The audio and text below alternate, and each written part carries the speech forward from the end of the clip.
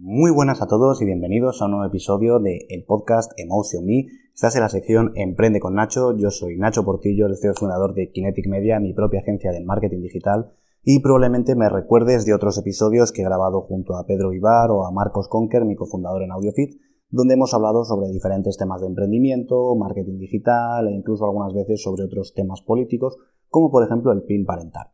En el episodio de hoy os voy a estar hablando de una historia muy interesante, porque si me seguís por redes sociales o si me conocéis de antes, sabéis que hay una parte que a mí me encanta del marketing, que es el storytelling, y es el arte de saber contar buenas historias. Los seres humanos nos regimos por una forma de vida social mediante la cual nos encanta escuchar historias, aprendemos muchísimo con ellas, y yo creo que es súper importante el poder aprender de ellas, porque también, como hemos comentado otras veces en episodios similares de emprendimiento, es mucho más fácil aprender de los errores de los demás y además no te van a costar dinero. En el episodio de hoy vamos a estar hablando sobre el caso de Facebook, el famoso caso de los juicios de Facebook, Zuckerberg contra los Winklevoss, Eduardo Saverin. Seguramente si has visto la película La Red Social, esto te suena bastante, y si no lo has visto y no conoces toda esta historia, créeme, quédate conmigo porque esto te interesa y mucho. Así que sin más dilación, vamos con el episodio.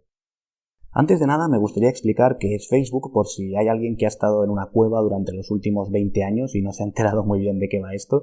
Pero bueno, Facebook es la mayor red social del mundo, cuenta con miles de millones de usuarios en todos los países y Facebook surge con la idea de poder conectar a las personas y toda esa conectividad social que tenemos offline, poder llevarla al mundo online. Si sois gente joven, gente de unos 15, 16, 17 años, esto os sonará como muy básico y diciendo, a ver, pero es que es lógico, ¿no? Normal que tengamos nuestra vida también en Internet.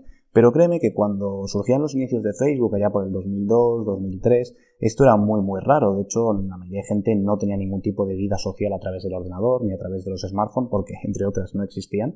Y básicamente las personas se relacionaban siempre de una forma 100% offline, es decir, a través de las clases, a través de las facultades, a través de las discotecas, de los bares o de cualquier otra forma de conocer gente. Entonces, la idea principal de Facebook era poder trasladar toda esa conectividad social que nos define como seres humanos al mundo online que empezaba a crearse y que aquella palabra que se repetía una y otra vez, que era Internet, empezaba a calar en la sociedad cada vez más y más y más hondo. Dicho esto, es muy importante que conozcamos un poco el papel de su CEO y fundador, Mark Zuckerberg. Yo creo que todos sabemos quién es Zuckerberg. Zuckerberg fue una de las personas que más pronto consiguió llegar a ser millonario. De hecho, a la edad de los 22, 23 años aproximadamente, ya estaba calificada como una de las personas más ricas del mundo. Y bueno, también tenemos que conocer un poquito sobre su historia. Es decir, cómo surgió todo esto de Facebook. ¿Fue una idea? ¿La creó él solo, con amigos? ¿Cómo fue todo esto? Pues antes de nada, déjame decirte que cuando Zuckerberg creó lo que era el principio de Facebook, que por aquel entonces se llama de Facebook, era todavía un estudiante de ingeniería informática en Harvard, en segundo curso concretamente, y él compartía habitación con diferentes compañeros, como eran Eduardo Saverin y Dustin Moskovitz. Con estas personas, lógicamente, pues tenían su día a día, eran amigos, hacían sus cosas, y llegó un punto en el que un fatídico fin de semana a nuestro pequeño amigo Mark le dejó su novia. Y a partir de ahí, Mark bebió un par de cervezas de más, y pues estaba un poco enfadado, podríamos decir. Lo que hizo fue básicamente una tontería, que fue coger todas las fotos de los alumnos, bueno, principalmente de las alumnas, de las chicas, de todos los directorios del campus de Harvard, para coger esas fotografías y crear una web que, mediante un algoritmo, lo que hiciera fuera enfrentar a dos chicas, de cara a poder mandárselo a otros estudiantes para que eligieran pues quién estaba más buena en palabras textuales. Pero claro, esto tiene muchísimo trabajo por detrás, y aquí es donde necesito la ayuda de nuestro amigo y protagonista de este episodio también, Eduardo Saverin, ya que Eduardo Saverin trabajaba en el departamento de ajedrecistas de Harvard, en el club de ajedrez, y tenía un algoritmo para clasificarlos. Dicho algoritmo es el que se utilizó para hacer este pequeño experimento social, podríamos decir, y lo que consiguieron con esto fue que algo se hiciera viral antes incluso de que existiera este concepto, ya que empezaron a reenviárselo a compañeros de la facultad, que se lo reenviaban unos a otros y otros y otros, porque esa es la definición de que algo se haga viral. Y a partir de aquí lo que sucedió fue que llamaron la atención de los servicios de seguridad de Harvard. Estamos hablando de un sábado por la noche, el tráfico era altísimo, muchísimo más que nunca, y créeme que en aquella época no era algo normal. De hecho, los ordenadores se utilizaban únicamente para trabajar y la conexión que había a internet en cada una de las habitaciones era muy, muy mala. Consiguieron que llegase hasta un punto en el que se tuvo que llegar a cortar el acceso a internet.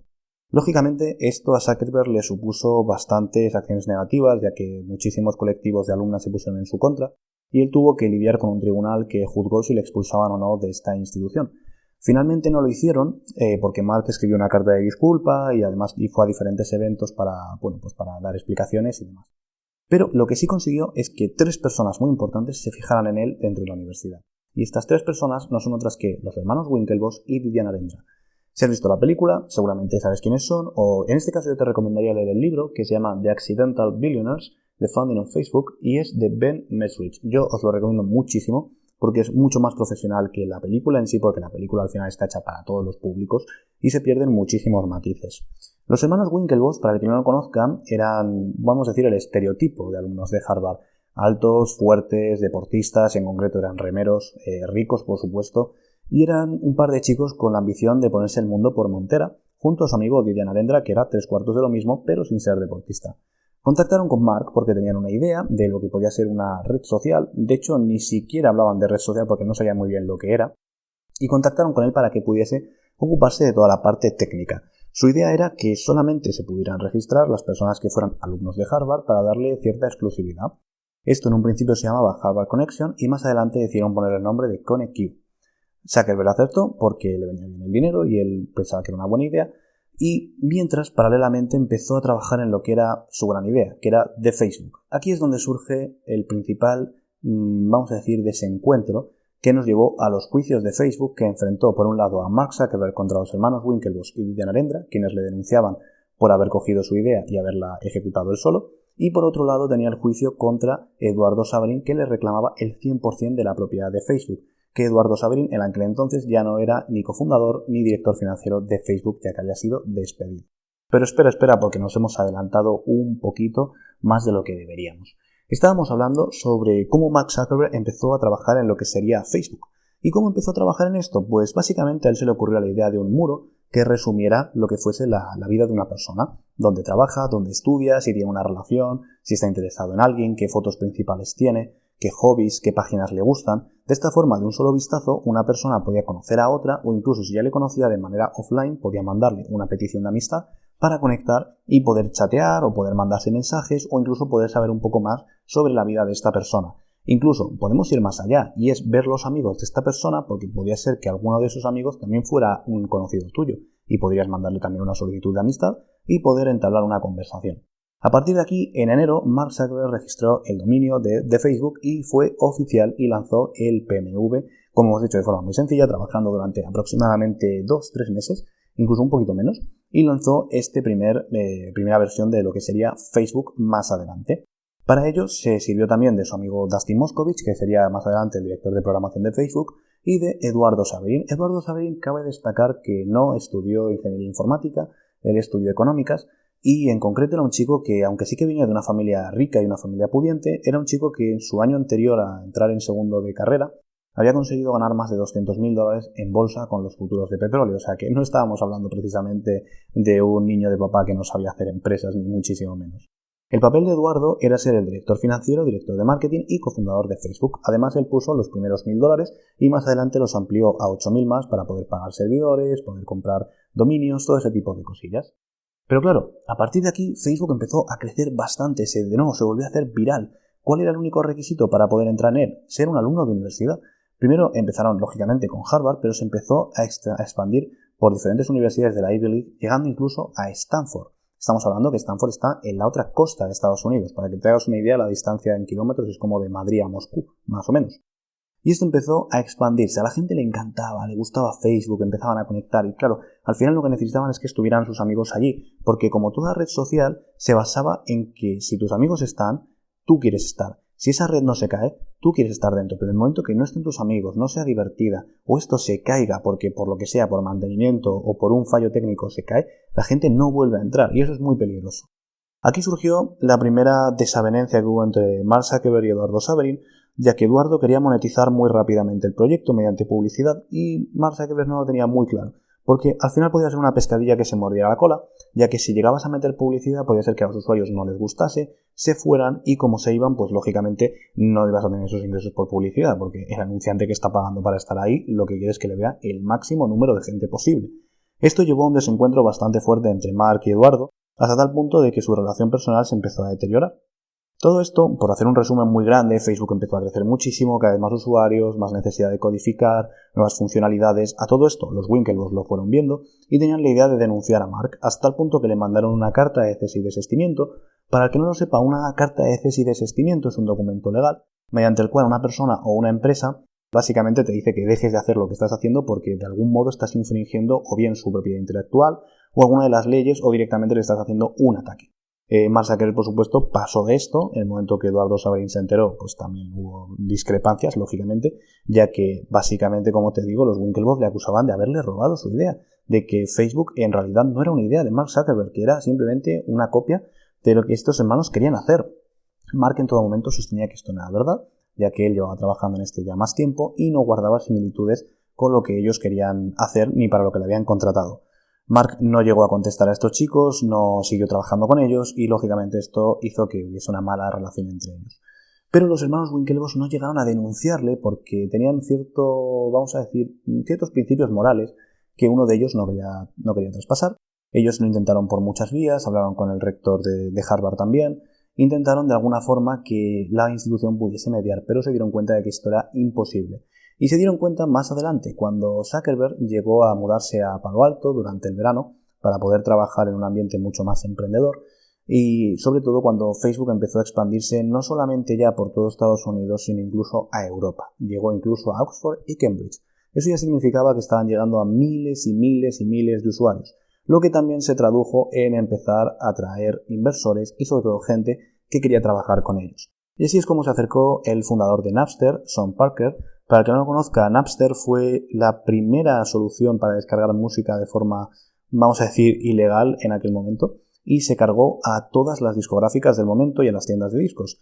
De nuevo, yo creo que esto a todos los chicos que tengáis menos de 20 años os va a sonar muy raro porque diréis, joder Nacho, pero la música siempre ha estado gratis en YouTube, en Spotify, en la versión premium, en la gratuita, incluso en el Ares, en descargadas P2P.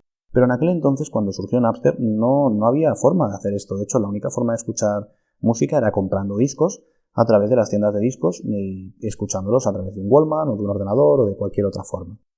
Entonces, en este sentido, Sean Parker se acercó a Zuckerberg porque vio un futuro, vio que Facebook podía seguir creciendo muchísimo, hasta el punto que entró a formar parte de la empresa. Más adelante fue despedido, ya contaremos por qué. Y esto supuso una separación todavía más grande entre nuestro amigo Eduardo Saverin y Mark Zuckerberg, ya que Eduardo era la persona de businessman, podríamos decir, era el hombre de negocios, y acababan de meter a otro ex emprendedor o emprendedor que Eduardo no se llevaba muy bien con él, la verdad, las cosas como son, en el libro se detalla muy bien, y no le gustaban las ideas que tenía. Además, sí que es cierto que Sean Parker, pese a todo este éxito que había tenido con Napster y demás, prácticamente había perdido todo su dinero en los juicios contra las discográficas, todo el dinero se lo estaban llevando ellas y por supuesto había tenido también muchas polémicas de temas de drogas y demás y pues en este caso a Eduardo Saverin no le convencía mucho el meter a esta persona en el proyecto.